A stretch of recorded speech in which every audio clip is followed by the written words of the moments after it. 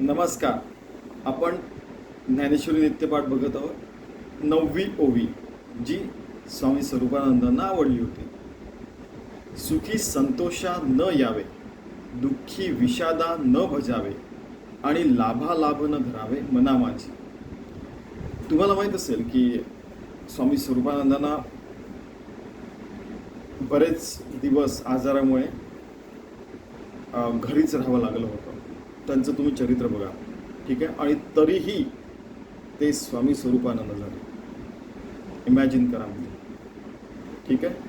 सुखी संतोषा न यावे म्हणजे खूप सुख झाल्यावर आपण खूप आनंदात एकदम पाट्या मारतो, असं करतो तसं करतो, असं नाही. सुखी असताना पण आपण शांततेने राहायचं.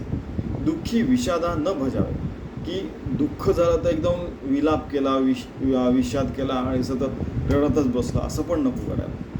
खूप सुखी असताना सामान्यच राहायचं, खूप दुःख असताना आपण सामान्यच राहायचं. आणि सामान्य म्हणजे तुम्हाला माहिती आहे समतोल भावामध्ये राहायचं. आणि लाभ अलाभ न धरावे मना माझी. आणि खिन्नतेने आपण अलाभ झाला म्हणून विषाद करत नाही बसायचं आणि खूप आनंदात होऊन लाभ झाला म्हणून नुसतं आपण पार्टच नाही करत बसायचं की खूपच नाचून राहिला, हे करतोय ते करतोय, असं मना माझी. हे कारण की शेवटी तुम्हाला तर माहिती आहे समर्थांनी मनाचा श्लोक लिहिलेला आहे की मनाला म्हणजे कंट्रोल केलं. जितम जगत जगत केनं, हे जग कोणी जिंकलं? मनोहीन, ज्यांनी स्वतःच्या मनावर विजय मिळवला त्यांनीच हे जग जिंकलं, ठीक आहे.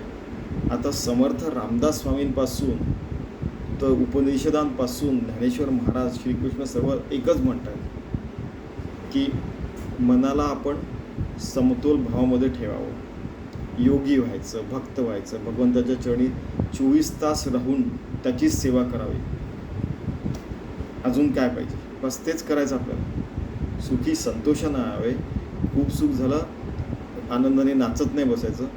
दुःखी विषादानं बसावे, दुःख झालं, काहीतरी नुकसान झालं तर नुसतं तेच घेऊन नाही बसायचं. आणि लाभालाभ न धरावे मना माझी. आणि मनामध्ये ते घट्ट पकडून नाही ठेवायचं की असंच झालं. अरे बाबा, सगळ्यांच्या बाबतीतच घडतं. श्रीकृष्णाने तर म्हटलं होतं की मी जन्माच्या अगोदर मारायला माझा स्वतःचा मामाच होता म्हणे. आणि कर्णाशी जेव्हा त्याचा संवाद झाला तेव्हा तर प्रल्हादाला का नाही सोडलं, श्रीकृष्णाला नाही सोडलं, रामाला नाही सोडलं. म्हणजे या म्हणा जगाने म्हणा, जग जन्म आणि ग म्हणजे गमन करणे, या जगाने ह्या राट घाडग्यामध्ये तर आपण कोण आहोत? त्यामुळे आपण समतोल भावाने राहायचं. आणि जसं म्हणतात ना की मी कधीच जीवनात हरलो नाही, कधीच अलाभ नाही झाला, मी त्याच्यातनं काहीतरी शिकलो. आणि जिंकल्यावर ओके, ते कम्प्लीट झालं, जिंकलो, पुढे अजून पुढलं काहीतरी करायचं, अजून तेच घेऊन नाही बसायचं. ठीक आहे, पहिली पास झालं तर दुसरीमध्ये जायचं ना आपल्याला, मग दुसरा वर्ग पास करायचा, मग तिसरा, मग याला अंतच नाही. हा अनंत मार्ग आहे. इव्हन समर्थ रामदासांनी शिवाजी महाराजांना म्हटलेलं आहे, रामकृष्ण परमहंसांनी विवेकानंदांना म्हटलेलं आहे, इव्हन स्वरूपानंदांनी स्वामी माधवनाथांनाही म्हटलेलं आहे. इव्हन तुम्ही बघा ना, कित्येक हा अनंत मार्ग आहे, ठीक आहे. तर मूळ सुरुवात कुठून करायची? सुखी संतोषा न यावे, दुःखी विषादा न भजावे आणि लाभालाभ न धरावे मना माझी. संतोष आल्यामुळे, सुख आल्यामुळे आपण खूप नाचत नाही बसायचं, तेच घेऊन नाही बसायचं, पुढे जायचं. कारण की आपल्याला पहिली पास केल्यानंतर दुसरी पण पास करायचं आहे. दुःखी विषादा न भजावे की दुःख आपल्याला समजा 100% मार्क नाही मिळाले, 99% मिळाले, तर 1 मार्क नाही मिळाला म्हणून रडत नाही बसायचं, त्याच्या पुढे जायचं, पुढला वर्गही पास करायचा आपल्याला. मग आणि लाभालाभ न धरावे, लाभ आणि अलाभ याच्यात धरावे मना माझी. मला ते घेऊन नाही बसायचं, घट्ट अडी घेऊन नाही बसायची की व्यक्ती अशीच आहे, हे असं ते तसं नाही. ते पुढे चालले गेले. हो, तुम्ही त्यांना लहानपणी बघितलं तसं की एका जणाने मला विचारलं, तू 10वी पास झाला का? तर मग कोणीतरी माझ्याबरोबर होतं, नाही म्हणे तुम्ही कोणाशी बोलताय? नाही नाही नाही म्हणे, यांचं तर PhD 2004लाच झालं. अच्छा अच्छा. मग ते पुढे चालले गेले. नंतर मग कोणाला तरी विचार, अरे तो त्याला 6 महिने टायफॉईड झाला तर तो पास कसा झाला, म्हणजे माझ्या बाबतीत एक स्वतःचं मुद्दाम उदाहरण देतो. असंच तुमच्या बाबतीतही घडलं असेल कधीतरी.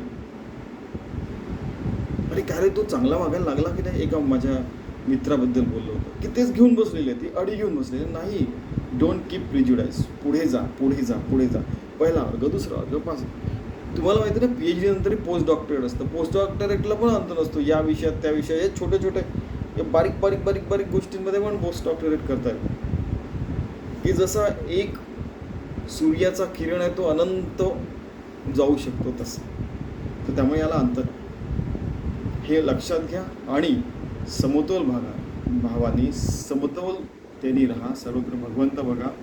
24 तास योगी भक्त होऊन भगवंताची सेवा करा आणि आपला देहत्याग ॲटोमॅटिक होणारच आहे. मग आपण भगवंताशी एकरूप होऊनच घडणार आहे सगळं. ही गॅरंटी देतात ज्ञानेश्वर महाराज. धन्यवाद.